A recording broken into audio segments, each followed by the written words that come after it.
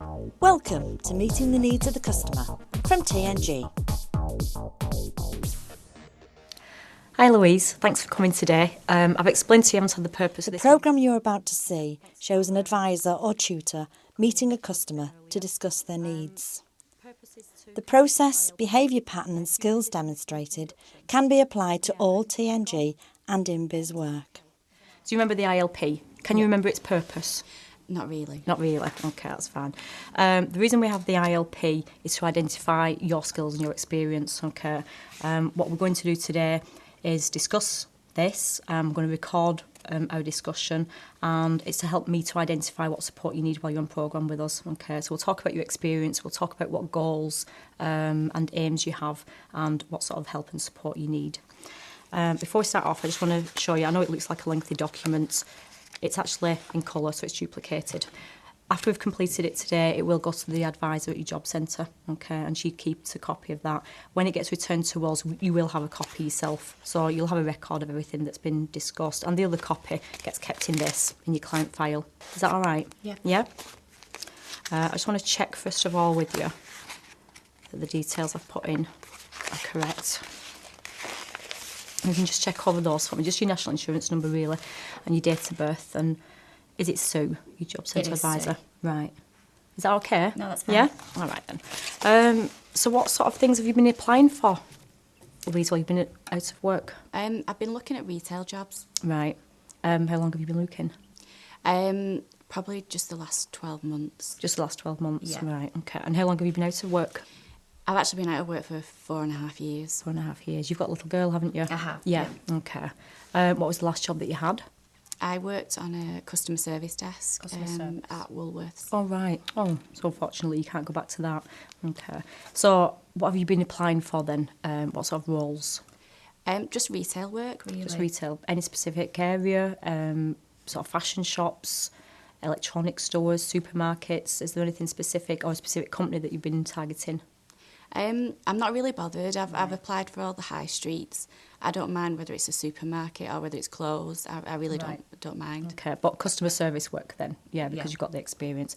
I just want to show you this. We're just going to be having a discussion really about some goals, okay, so where you see yourself after you leave us. Obviously, you know, the programme's 13 weeks, so we're going to be looking at what we can help you achieve in that 13 weeks, all right?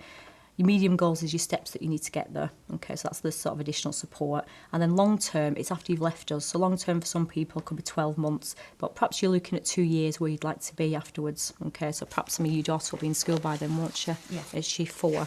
Is it 4 and a Yeah, she half? is. Yeah. So you're looking at retail. Yeah. Is that because you enjoy retail or? I wouldn't say I enjoy it, but it's all I've ever done. Right.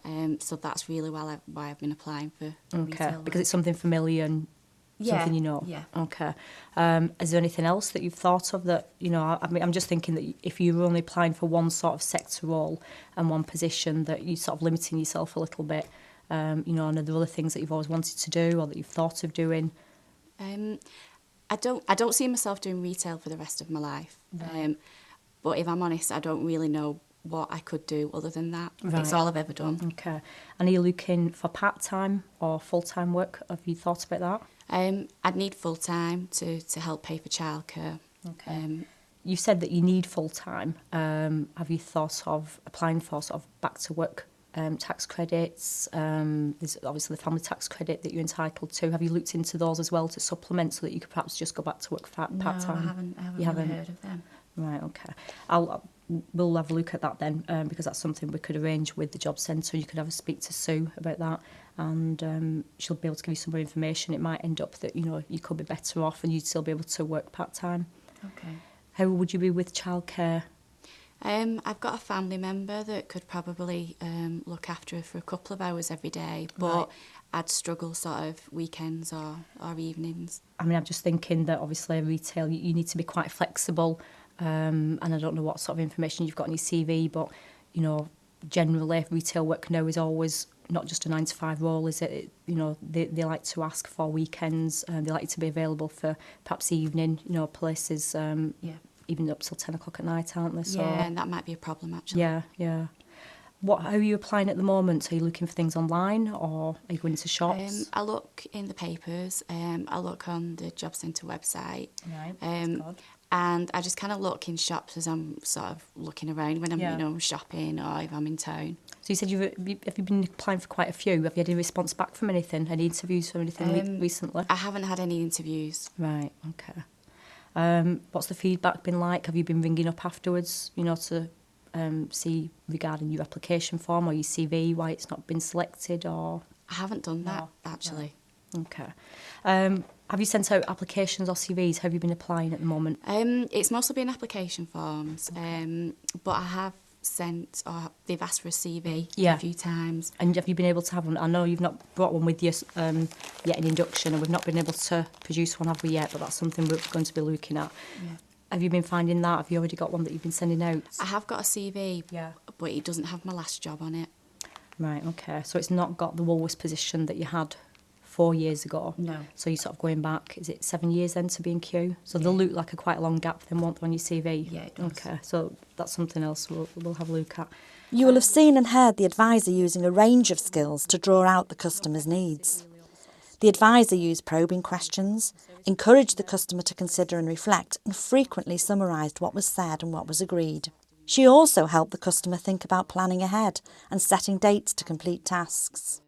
What do you think's been stopping you at the moment, Louise? I know you said you've been looking then for a while to get back into work. Do you think it's been the CV or...?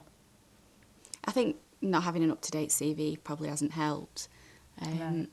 But I think it's more likely the fact that I haven't worked for such a long time. Right, okay.